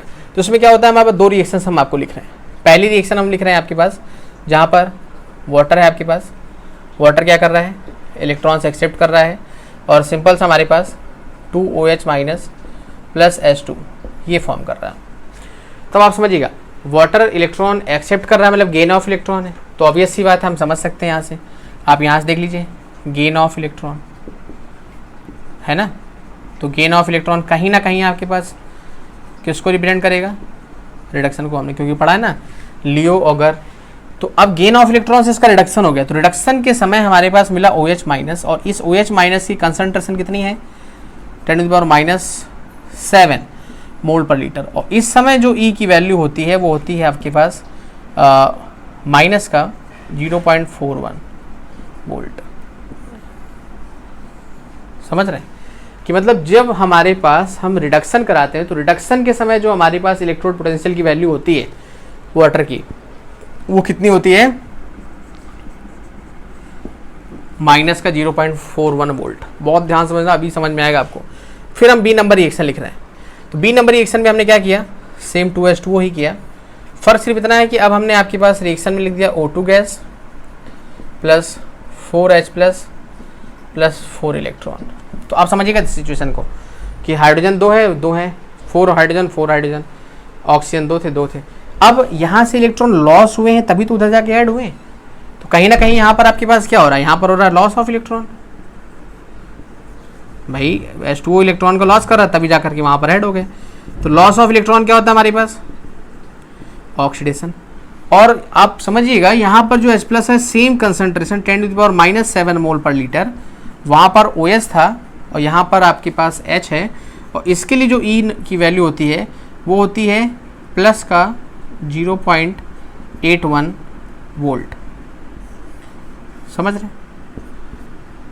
मतलब एक केस में आपके पास वैल्यू दी गई है माइनस का 0.41 और दूसरे वाले केस में दी गई है यहाँ पर 0.81, कहीं कहीं 2 भी लिखी होती है, ऑफ H2। क्लियर है? अब हम इसकी दो अलग अलग रिएक्शंस करा रहे हैं हमारे पास। अब हम अलग अलग रिएक्शंस ऐसे करा रहे हैं हमारे पास कि पहले वाले केस में हम इसकी रिएक्शन करा रहे हैं किसके साथ? सोडियम के साथ, और फिर दूसरे वाले केस में हम रिएक्शन कराएंगे इसकी किसके साथ? फ्लोरीन के साथ। तो आप समझिएगा यहाँ पर ये जो E0 है हमने पढ़ा हुआ है कॉन्सेप्ट। क्या कॉन्सेप्ट हमने पढ़ा हुआ है? हमने पढ़ा हुआ है लो रिड्यूसेस हाई। ये हमने रेडॉक्स रिएक्शन में पढ़ा हुआ है। हमने पढ़ा हुआ है कि जो लो पोटेंशियल की वैल्यू होती है वो सब्सटेंस हाई पोटेंशियल की वैल्यू को क्या कर देता है? रिड्यूस कर देता है। कभी भी हाई वैल्यू की पोटेंशियल वाला सब्सटेंस आपका लो वाले को डिस्प्लेस नहीं करेगा, मतलब उसके साथ रिएक्शन शो नहीं करेगा। क्लियर है? बात समझ में आ रही? तो हम यहाँ पर दो रिएक्शंस पढ़ने वाले हैं। पहली तो हम रिएक्शन कराएंगे सोडियम के साथ और दूसरी किसके साथ कराएंगे हम? आपका फ्लोरीन के साथ। क्लियर है? तो अब समझिएगा जरा यहाँ पर कंडीशन क्या है। पहली रिएक्शन सोडियम के साथ हमने रिएक्शन करा दी किसकी?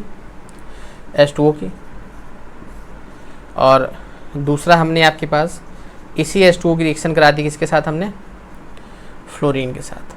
ठीक है? तो अब जब हमने आपके पास रिएक्शन करा दी किसकी? सोडियम की, सिंपल सा लॉजिक है, तो यहाँ पर हमको ये भी पता होना चाहिए कि इसका E0 कितना है। तो जो E0 दिया गया है हमारे पास सोडियम का Na+/Na का, वो दिया गया माइनस का 2.71 वोल्ट, ये हमारे पास। और यहाँ पर जो दिया गया है हमारे पास E0 किसका? F2/F- का, वो दिया गया प्लस का 2.87 वोल्ट। क्लियर है? बात समझ में आ रही? बहुत ध्यान समझिएगा। हमारे पास ये दिया गया किसका? फ्लोरीन का, और ये दिया गया हमारे पास किसका? सोडियम का। वहाँ पर आपके पास क्या हो रहा है? सिंपल सा लॉजिक कि जो भी आपके पास सोडियम है, अब हमें ये देखना है कि सोडियम आपके पास ऑक्सीडाइज हो रहा है कि सोडियम आपके पास रिड्यूस हो रहा है। तो अब सिचुएशन समझिएगा कि हमने क्या पढ़ा? हमने ये पढ़ा कि जब हम सोडियम की रिएक्शन इसके साथ करा रहे हैं तो अब सिचुएशन समझिएगा कि ये तो हमेशा क्या करेगा? इलेक्ट्रॉन लॉस करेगा। बहुत ध्यान समझो, सोडियम मेटल है, हमेशा इलेक्ट्रॉन लॉस करेगा। तो ऑब्वियस सी बात है वाटर इस केस में इलेक्ट्रॉन हमेशा क्या करेगा? एक्सेप्ट करेगा, गेन करेगा। हमारे पास लॉजिक बहुत ध्यान से समझो। हमारे पास जब यहाँ पर सोडियम इलेक्ट्रॉन लॉस करेगा क्योंकि मेटल है तो ये इसको गेन करना ही पड़ेगा। और जब गेन करता है ये, तो गेन करने पर इसके E0 की वैल्यू हो जाती है कितनी? माइनस का 0.41 वोल्ट। ये हो जाती है हमारे पास वाटर का इलेक्ट्रोड पोटेंशियल। तो अब समझना ये ज़्यादा है या ये ज़्यादा है? बहुत ध्यान से बताओ।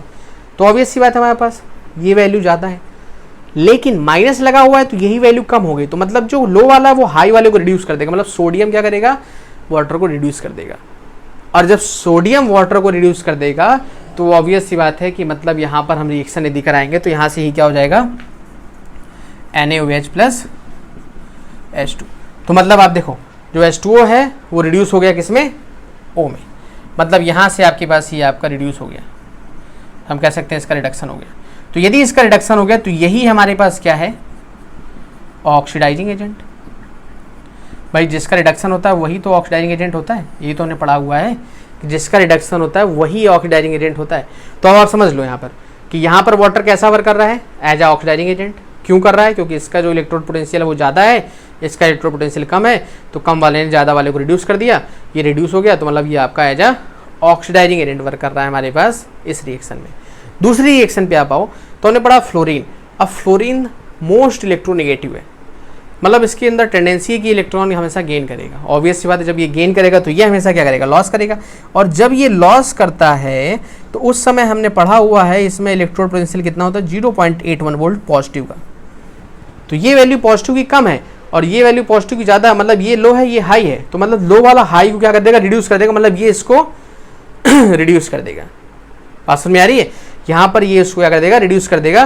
तो रिएक्शन देखिए जरा क्या मिलेगी? रिएक्शन मिल जाएगी H+ + F- + O2। ये कंडीशन। यदि आप कहीं बैलेंस कराने पे चले गए तो 2 हमारे टाइम्स, ठीक है, ऑक्सीजन आपके पास 2 है, यहाँ पर आपने 2 कर दिया तो 4H प्लस और यहाँ से आपके पास 4F माइनस। तो अब समझो F2 में ऑक्सीजन स्टेट कितना था 0 और यहाँ कितना हो गया -1, मतलब 0 से -1 चला गया, मतलब क्या हो गया डिक्रीज, और डिक्रीज का मतलब क्या हो गया रिडक्शन।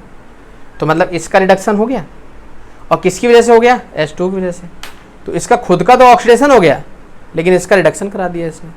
तो दैट इज रीजन कि यहाँ पर ये कैसा वर्क कर रहा है आपके पास, ये वर्क कर रहा है आपके पास एज अ रिड्यूसिंग एजेंट, क्योंकि खुद का इसका ऑक्सीडेशन हो गया। बात समझ में आ रही है? तो ये चीज़ हमको बतानी थी, बहुत इंपॉर्टेंट चीज़ थी हमारे पास कि वाटर आपके पास ऑक्सीडाइजिंग एजेंट की तरीके भी वर्क करता है, रिड्यूसिंग एजेंट की तरीके भी वर्क करता है। कब करता है ऑक्सीडाइजिंग एजेंट हमने आपको बता दिया, कब करता है रिड्यूसिंग एजेंट हमने आपको बता दिया। तो ऑक्सीडाइजिंग एजेंट कब करेगा, जब उसका ई की वैल्यू, पोटेंशियल की वैल्यू, ई का मतलब पोटेंशियल होता है, कितनी होगी -0.41 वोल्ट, तब होगा ऑक्सीडाइजिंग एजेंट। और यदि आपके पास 0.81 वोल्ट है तो क्या हो जाएगा हमारे पास रिड्यूसिंग एजेंट। बहुत इंपॉर्टेंट कॉन्सेप्ट था। नेक्स्ट आ जाते हैं,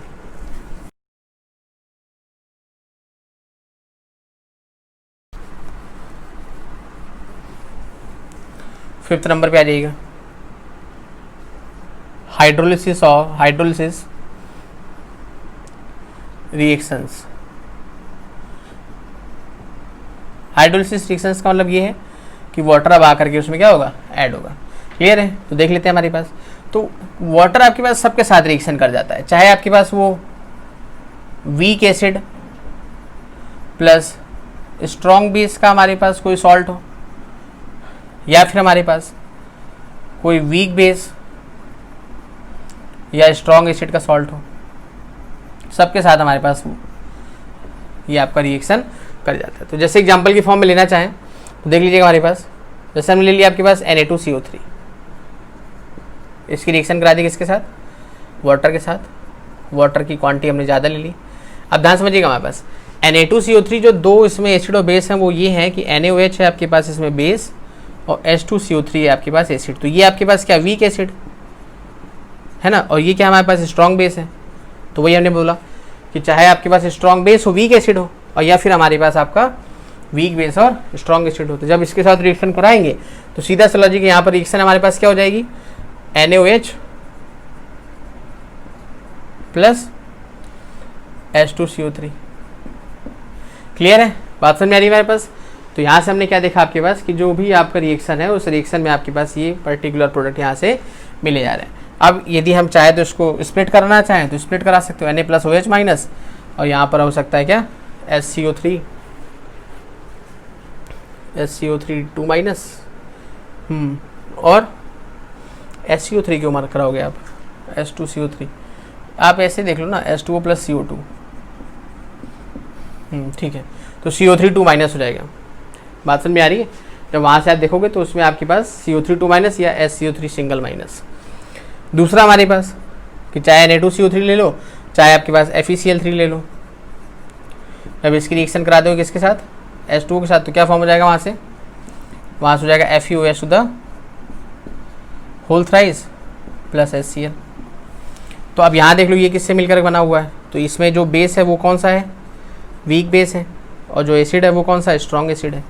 तो वही कंडीशन हमने बताई आपके पास कि चाहे वीक बेस हो चाहे स्ट्रॉन्ग एसिड हो, उसके साथ भी आपका हम हाइड्रोलिसिस रिएक्शन फॉर्म कर सकते हैं।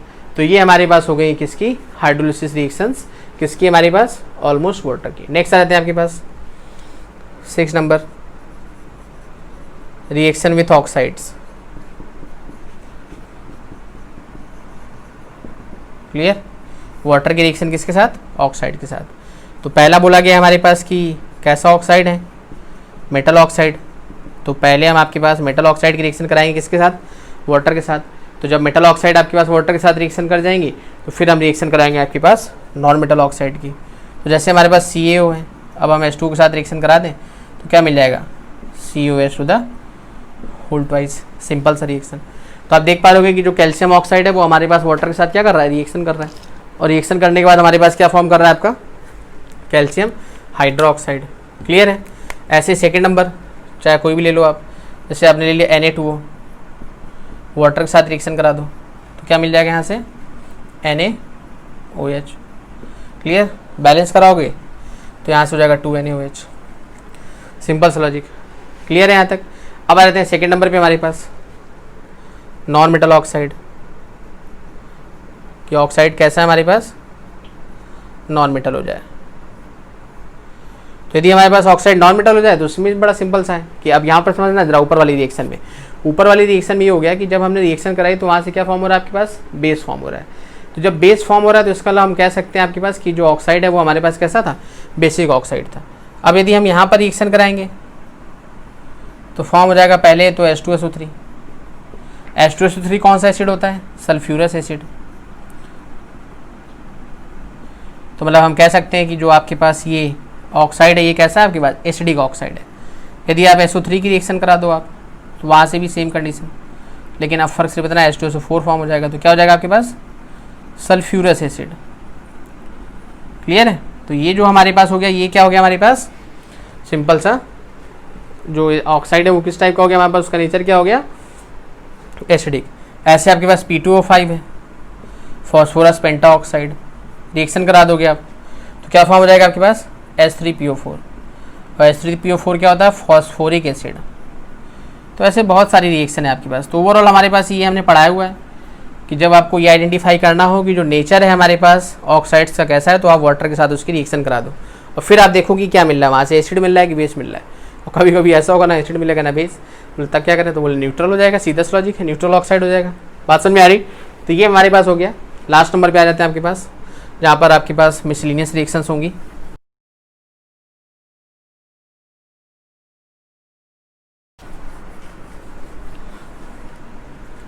सेवेंथ नंबर देख लीजिएगा हमारे पास, रिएक्शन विथ, फिर उसके बाद आपके पास hydrides, comma nitrides, comma carbides, comma phosphides, PHOS PHIDS phosphides, comma arsenides. Clear. तो आपके पास रिएक्शन पड़ेंगे कि भाई इसके साथ हमारे पास चारों के साथ अलग अलग कंडीशंस में क्या हमारे पास प्रोडक्ट फॉर्म होते हैं।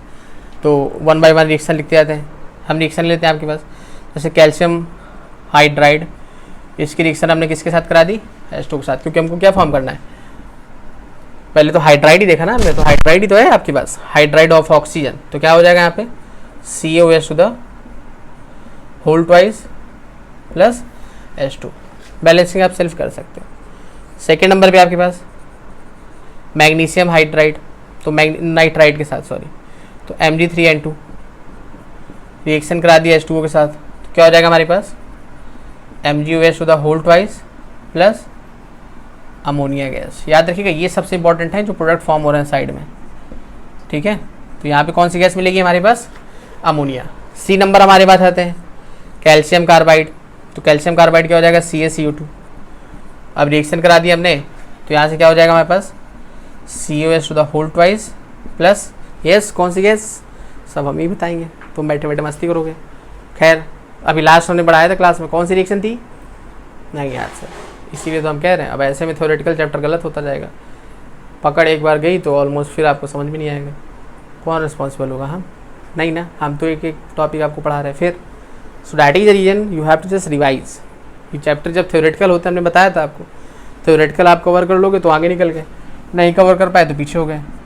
एसिटिलीन गैस हमने बताई थी, कौन सी आपके पास, C2H2। फिर नेक्स्ट हमारे पास D नंबर आ जाएगी। तो अभी आपके पास क्या हो गया, कार्बाइड, अब आ जाते हैं फॉस्फाइड पे, तो क्या हो जाएगा हमारे पास, CA3P2। तो अब जब CA3P2 की रिएक्शन हम करा देंगे H2O के साथ, तो यहाँ से क्या मिल जाएगा हमारे पास, COH to the whole twice, कौन सी गैस हो जाएगी, फॉस्फीन गैस, PH3। क्लियर है। फिर हमारे पास आ गया आर्सेनाइड्स, तो आर्सेनाइड्स में देख लो आप क्या हो जाएगा हमारे पास, Na3AS, 3 वैलेंसी होती है H2O के साथ, तो यहाँ से आपके पास क्या हो जाएगा, NaOH plus NaOH plus ASH3, तो इसको बोलते हैं आरसाइन, ARSINE। क्लियर है, बात समझ में आ रही। तो ये हमारे पास ऑलमोस्ट गैस मिल गई किससे, जो आपके पास आर्सेनिक था, जहाँ से आपके पास ऑलमोस्ट ये हो गया। 8th नंबर पे आ जाते हैं formation of hydrates, formation of hydrates. अब हाइड्रेट्स का मतलब पता है आपको कि जहाँ पर वाटर मॉलिक्यूल क्या होगा हमारे पास ऐड होगा, क्लियर है। तो वाटर मॉलिक्यूल के एडिशन से हमारे पास अब रिएक्शन होगी जहाँ पर रिस्पेक्टिव आपके पास हाइड्रेट फॉर्म होंगे। सिंपल सा एक देख लेते हैं, जैसे आपके पास NaCl है, जब हम H2O उसमें रिएक्शन कराते हैं तो जो NiCl2 के साथ जब रिएक्शन होती है तो वहाँ से फॉर्म होता है हमारे पास NiH2O to the whole 6Cl2, कि मतलब जो क्लोरीन आपके पास अटैच था किसके साथ, ऑलमोस्ट निकल के साथ, तो वो जो निकल था आपके पास तो वो तो आपके पास उसके साथ अटैच हो गया 6 टाइम्स वाटर मॉलिक्यूल, और जो आपके पास Cl2 था वो बाहर चला गया। तो ये होते हैं कोऑर्डिनेशन कंपाउंड। कौन से कंपाउंड? कोऑर्डिनेशन कंपाउंड, है ना। ये आपके पास चैप्टर नंबर 9 है क्लास 12th में, पूरा का पूरा चैप्टर है, वहाँ पे आपको बताया जाएगा कि क्या कंडीशन। ये हमने इसलिए बताया क्योंकि यहाँ पर ये आपके पास कैसा वर्क कर रहा है, एज लीगेंड। बात समझ में आ रही है? लीगेंड का मतलब डायरेक्टली आपके पास अटैच हो गया किस पे, कॉम्प्लेक्स मेटल पे, है ना। और एक छोटा सा तो हमने पढ़ा ही हुआ था, जैसे कॉपर सल्फेट था। अब हमने कॉपर सल्फेट पे 5 times of water molecule attach करा दिए थे, तो क्या हो गया था, CuSO4.5H2। अभी तक तो यही तो पढ़ा है आपने, यही तो फॉर्म हुआ था, यही तो पढ़ाया जाता है आपको, यही पढ़ाया जाता है 10th में कि भैया ये वाइट कलर का था, किस कलर का था, वाइट, और फिर ये हमारे पास हो जाता है किस कलर का, ब्लू कलर का। अब ये ब्लू कलर क्यों आया, सारा रोल इसका था। और हालांकि ये फॉर्म नहीं होता, हम आपको बता दें, कोऑर्डिनेशन कंपाउंड जब आप पढ़ोगे तो आप पढ़ोगे कि ये फॉर्म होता है Cu, और फिर उसके बाद H2O टू द होल 4, और फिर यहाँ पे होता है SO4.H2O। ये हमारे पास फॉर्म होता है। बात समझ में आ रही है कि कॉपर सिर्फ और सिर्फ 4 लीगेंड्स के थ्रू अटैच हो सकता है, तो दैट इज द रीजन कि CuH2 द होल 4, और एक जो H2O होता है वो सल्फेट के साथ अटैच होता है। ये आपके पास कंपाउंड फॉर्म होता है। हालांकि सबको ऐड करोगे तो मिलेगा तो यही। तो ये जो कलर हमारे पास आ रहा है ना, ये कलर सिर्फ और सिर्फ किसकी वजह से आ रहा है हमारे पास, वाटर की वजह से। ये वाटर रिस्पॉन्सिबल है जो हमारे पास उसमें अलग अलग कर रहा था। पूरा डिटेल में पढ़ाया जाता है हमारे पास क्लास 12th, आपको एकदम एक्सप्लेन करके कैसे हमारे पास ये हुआ।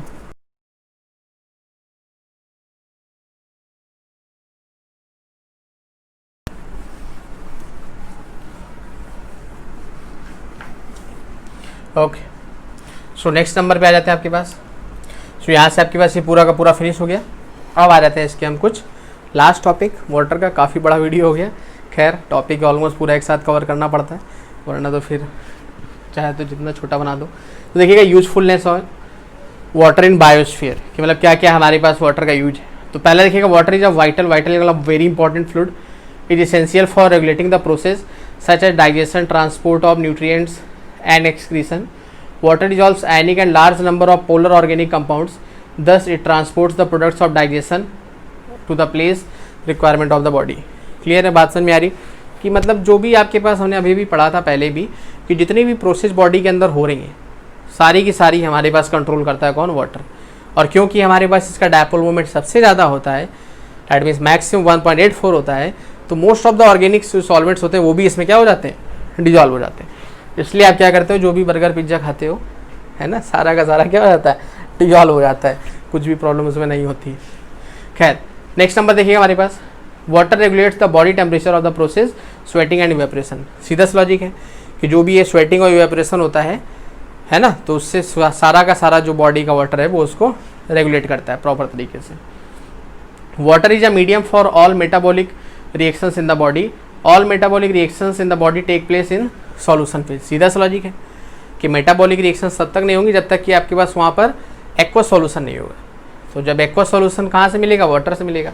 तो दैट इज रीजन की जो आपका वाटर है वो बहुत ज़्यादा इंपॉर्टेंट है किसके लिए, मेटाबॉलिक प्रोसेस के लिए। Next, water provides habitat for various animals in the form of ponds, rivers and sea. सीधा सा लॉजिक है कि जो हमने एक्वेटिक एनिमल्स पढ़े, अब एक्वेटिक एनिमल्स कहाँ रहते हैं, वाटर में ही रहते हैं। तो वाटर क्या कर रहा है उनके लिए, एक तरीके से शेल्टर प्रोवाइड कर रहा था उनको रहने के लिए। तो ये थे हमारे पास यूजफुलनेस ऑफ वाटर इन बायोस्फीयर्स। अब आ जाते हैं आपके पास सेकंड नंबर पे देखिएगा हमारे पास। नेक्स्ट हम देखेंगे कि कि जो वाटर है वो आपका प्लांट्स के लिए कैसा यूज है हमारे पास, उसका क्या क्या यूज है। तो पहले देखिएगा first number, water helps in the germination of seeds.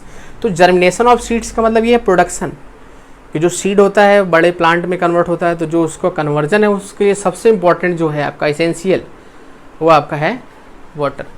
Next आपके पास लिखा हुआ है water helps in the process of photosynthesis which plants prepare their food. ये तो सबको पता है कि जो वाटर होता है वो अपने स्टेम से रूट से क्या करता है, अंडरग्राउंड वाटर एब्जॉर्ब करता है, जिसकी वजह से हमारे पास वो आपका फोटोसिंथेसिस में वाटर कंट्रीब्यूट कर पाता है। Next, water helps in the transport of nutrients and minerals from the soil to the plants. Obvious सी बात अभी पढ़ा। Water helps in the maintenance of plant structure by providing the appropriate pressure to the plant tissues. ये भी fact है। और last हमारे पास water provides habitat in the form of ponds, rivers, almost अभी हम पढ़ चुके हैं। तो ये कंडीशन थी हमारे पास।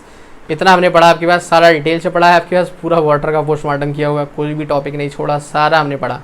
कहाँ क्या सोर्स है उसका, कहाँ कितना मिलता है, 3 फॉर्म्स होती हैं उसके, स्ट्रक्चर पढ़ लिए, फिर उसकी फिजिकल प्रॉपर्टीज़ पढ़ ली, केमिकल प्रॉपर्टीज सारी पढ़ डाली, ऑक्सीडाइजिंग एजेंट, रिड्यूसिंग एजेंट पूरा पढ़ डाला, यूजेज भी पढ़ डाले, और यहाँ से वाटर आपका फिनिश हो गया। अब आएगा आपके पास हार्ड वाटर। क्लियर कि वाटर हार्ड क्यों होता है, किन किन आयंस की वजह से होता है, और उसको कैसे रिमूव कर सकते हैं। सो वो टॉपिक बहुत इंपॉर्टेंट होगा, बहुत इंपॉर्टेंट लेक्चर आने वाला है। So till then enjoy, be motivated and stay focused.